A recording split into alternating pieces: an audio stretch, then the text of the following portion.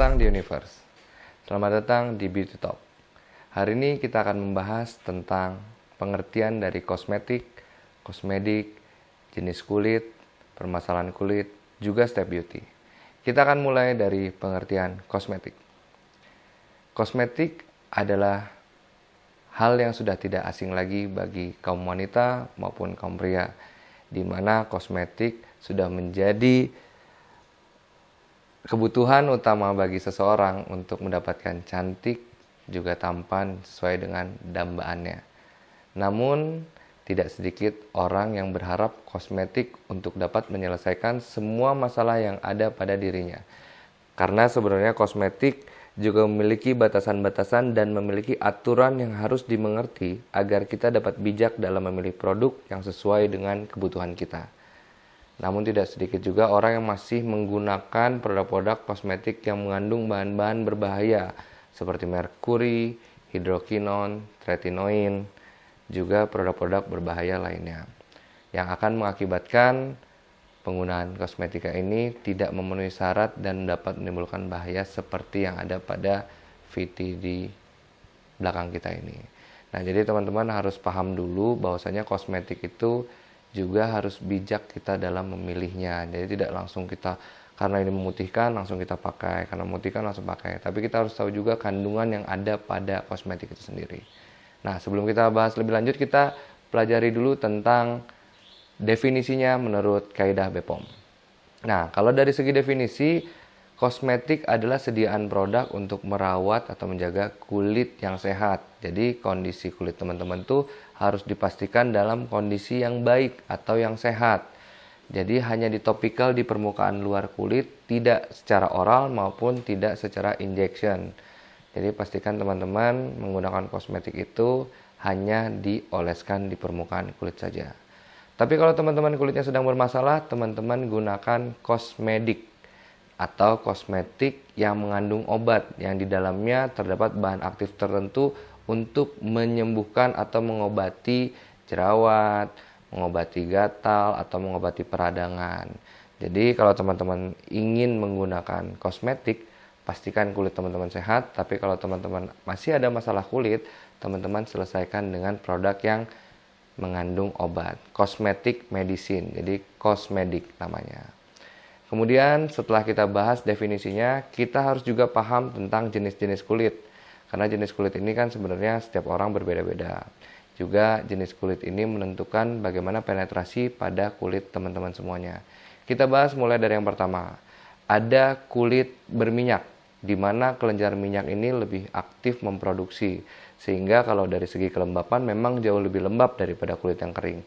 Namun berpotensi untuk menimbulkan jerawat lebih banyak dibandingkan kulit yang lain. Jadi kulit berminyak ini sebenarnya bagus, hanya saja pada saat kita jarang membersihkan atau tidak rajin melakukan pembersihan, pada saat terjadi sel kulit mati yang menumpuk atau kotoran di pori yang menumpuk, itu akan menyebabkan jerawat pada teman-teman semuanya. Nah, beda halnya dengan kulit kering. Nah, kondisi kulit kering ini adalah kondisi kelenjar minyak tidak terlalu aktif dalam memproduksi minyak. Namun, dia tidak cenderung berjerawat, hanya saja akan ada garis-garis halus atau wrinkle atau yang biasa orang bilang bersisik karena memang kulitnya tidak terlalu terhidrasi. Seperti itu teman-teman. Jadi, teman-teman kalau misalnya kulitnya dalam kondisi kering, sering-seringlah menggunakan face mist atau menggunakan produk-produk yang memang sifatnya menghidrasi seperti serum, seperti itu. Nah, selanjutnya ada kulit normal. Nah, kulit normal ini adalah kulit yang kita dambakan semuanya dengan tekstur yang cenderung porinya kecil, kemudian juga tidak terlalu berminyak, juga tidak terlalu kering. Nah, kondisi seperti ini adalah kondisi yang diharapkan oleh seluruh wanita pada umumnya. Nah, kemudian ada kulit kombinasi. Kulit kombinasi di sini adalah kulit yang ditandai dengan T-zone. Jadi T-zone ini T-nya ini lebih berminyak, tapi pada saat di pipi kanan dan pipi kirinya cenderung kering. Jadi ditandai biasanya di hidungnya itu lebih cenderung basah karena lebih berminyak. Nah, kondisi ini lebih banyak menimbulkan komedo pada hidung, kemudian di jidatnya atau daerah dahinya memang sering terjadi jerawat.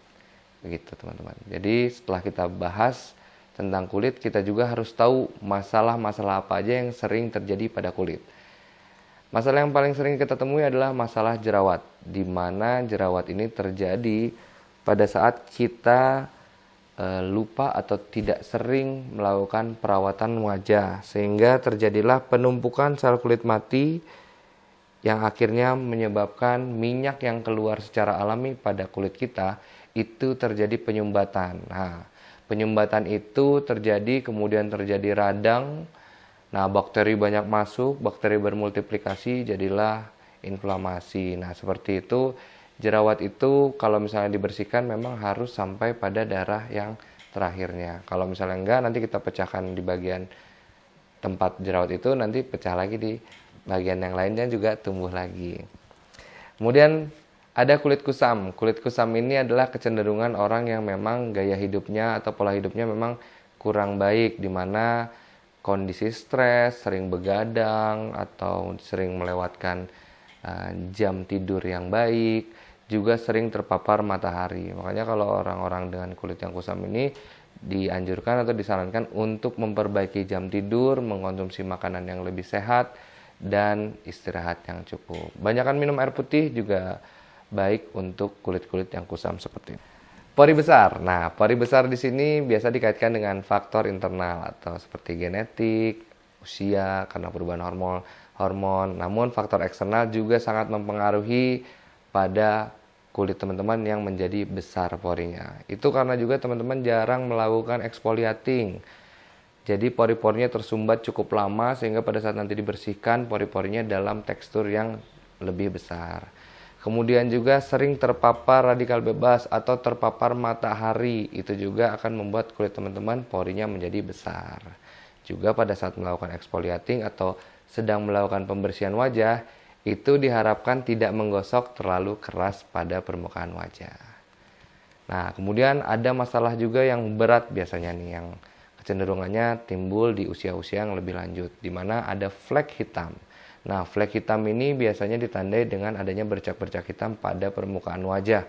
Nah, flek ini sebenarnya adalah pigmen warna pada kulit kita yang alami. Jadi pigmen warna kulit ini, melanin ini sebenarnya warna alami pada kulit kita yang berisi dari melanosom.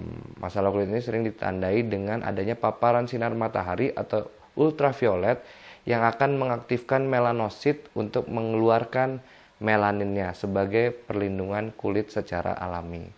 Namun dampaknya memang terjadi seperti black spot itu. Nah, black spot yang berkumpul itu biasanya teman-teman sebut namanya flek. Nah, cara mengurangi flek ini biasanya kalau pengobatan medis biasanya diberikan obat-obat anti flek yang harus di bawah penanganan dokter. Jadi flek hitam ini adalah masalah yang cukup sulit untuk dibersihkan. Kemudian ada penuaan dini atau premature aging. Nah, premature aging ini bisa disebabkan oleh faktor genetik juga, namun pola hidup yang tidak sehat atau asupan nutrisi yang kurang baik juga mempengaruhi dari premature aging ini sendiri. Jadi teman-teman yang sering stres atau sering terpapar matahari, jarang membersihkan wajah dengan rutin, itu juga akan membuat teman-teman terjadi penuaan dini. Jadi orang-orang yang terjadi penuaan dini ini disarankan untuk menggunakan produk anti-aging atau anti-wrinkle untuk mengatasi masalah penuaan dininya. Nah, di sini kita ada step untuk menuju cantik yang sehat. Di mana di sini ada 4 step. Yang pertama ada step cleansing, di mana di sini adalah langkah awal atau langkah persiapan untuk membersihkan kulit wajah kita dari kotoran dan sel kulit mati. Sedangkan kalau kita punya serum yang bagus atau produk penutrisi yang bagus, pada saat permukaan kulit kita belum bersih secara optimal, penetrasinya atau penyerapannya pun tidak akan optimal. Sehingga kita harus melalui step cleansing ini secara optimal. Nah, kita bahas satu-satu ya, mulai dari step cleansing. Nah, di step cleansing ini yang dibersihkan apa? Kita harus bersihkan dulu yang paling dasar adalah pori-porinya atau sel kulit matinya. Kemudian bersihkan apa lagi? Bersihkan minyaknya. Kalau sabun itu pembersihan maintenance aja. Jadi kalau teman-teman sudah bersihkan pori, bersihkan sel kulit matinya, kemudian teman-teman bisa berikan asupan oksigen, atau teman-teman angkat lagi minyaknya, sisa kotorannya diangkat dengan cleansing oil, itu bisa. Kalau bersihkan hari-hari, teman-teman cukup gunakan sabun saja. Nah, setelah teman-teman sudah bersih, teman-teman bisa langsung menutrisi kulit teman-teman dengan produk-produk yang kandungan atau partikelnya serum. Jadi ini bisa masukkan vitamin E, C, D, ataupun masukkan oksigen, masukkan nutrisi-nutrisi yang baik untuk menjaga elastisitas atau menjaga hidrasi atau kelembapan pada kulit teman-teman. Jadi di sini banyak ya, ada produknya, ada serum, ada body serum, ada juga mungkin face mask bubble, masukkan oksigen ke dalam kulit. Setelah sudah dibersihkan, setelah sudah dinutrisi, saatnya kita memproteksi agar kulit kita tidak kembali pada kondisi yang sebelumnya. Nah, produk-produk di sini adalah produk yang memang kandungannya kaya akan SPF atau Sun Protection Factor. Nah, di sini ada produknya seperti body serum, day cream, sunscreen. Kemudian juga kalau di sini ada bioserum, di situ karena bioserum ini mampu memproteksi dari paparan sinar blue light. Nah, blue light ini biasa kita temui di perangkat elektronik atau di cahaya lampu.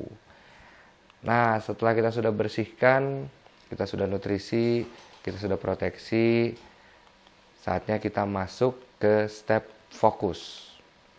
Nah, step fokus ini adalah step memfokuskan masalah kulit kita. Jadi teman-teman yang sudah bersih kulitnya biasanya akan kecenderungannya melihat masalah kulitnya lebih jelas. Biasanya kalau wajahnya tadinya samar-samar, flek tidak terlalu kelihatan, terus juga sepertinya jerawat-jerawatnya juga tidak terlalu kelihatan. Pada saat wajahnya naik skin tone-nya, biasanya kita akan melihat apakah garis-garis halus mulai ada, atau mulai kita melihat ada jerawat kecil yang tidak terlihat, atau ada flek di wajah kita. Nah, itu biasanya terlihat setelah kita melalui 3 step sebelumnya tadi. Nah, tapi sebelum kita lanjut, tadi mau bahas sedikit tentang apa itu SPF ya, biar teman-teman juga dapat informasinya. Nah, SPF itu adalah Sun Protection Factor, di mana umumnya di sini tuh ditandai dengan menunjukkan angka-angka. Nah, angka di sini sebenarnya menunjukkan apa? Menunjukkan seberapa besar dan seberapa lama sebenarnya. Jadi kalau SPF 15, contohnya SPF 15 dikalikan dengan 10 menit, dapat 150 menit. Berarti SPF 15 mampu memproteksi selama 150 menit atau 2,5 jam. Nah, kalau kadar proteksinya di 93%. Begitupun SPF 25, 30, 50 sama rumusnya. Hanya saja di kosmetika, SPF itu pada saat dia sudah di 90% ke atas sebenarnya sudah proteksi yang optimal. Jadi teman-teman tidak perlu menggunakan SPF yang terlalu tinggi pada kondisi yang normal atau kondisi yang tidak perlu menggunakan SPF yang terlalu tinggi. Jadi cukup gunakan SPF 25, 30 pada kondisi-kondisi harian teman-teman berkegiatan. Nah, kemudian ada juga UVA, UVB. Nah, UVA ini ditandai dengan kode A-nya itu adalah aging atau yang artinya penuaan. Karena sinar ultraviolet A ini dia mampu menembus sampai jaringan kulit kita yang lebih dalam karena gelombangnya lebih panjang dibandingkan gelombang yang ada pada UVB. Kalau UVB ini dia hanya sampai di permukaan kulit saja atau di epidermis. Jadi pembakarannya hanya terjadi di permukaan. Nah, jadi teman-teman harus menggunakan sunscreen untuk bisa memproteksi dari sinar UVA juga UVB. Nah, baik teman-teman, tadi kita sudah membahas tentang jenis-jenis kulit, masalah-masalah yang sering terjadi pada kulit. Juga teman-teman tadi sudah kita jelaskan tentang pengertian dari kosmetik itu apa, bahkan pembelajaran dasar mengenai step beauty. Untuk teman-teman yang ingin lebih lanjut belajar, kita bisa masuk ke kelasnya, namanya beauty class. Jadi teman-teman bisa mendaftarkan beauty class ini, setiap bulannya kita adakan beauty class hanya untuk 30 orang. Jadi teman-teman bisa daftarkan diri teman-teman ke manajemen support system untuk bisa mendapatkan tiket beauty class dan dapat sertifikat juga. Jadi sampai ketemu di beauty talk selanjutnya dan sampai ketemu di beauty class. Saya Faris, pamit.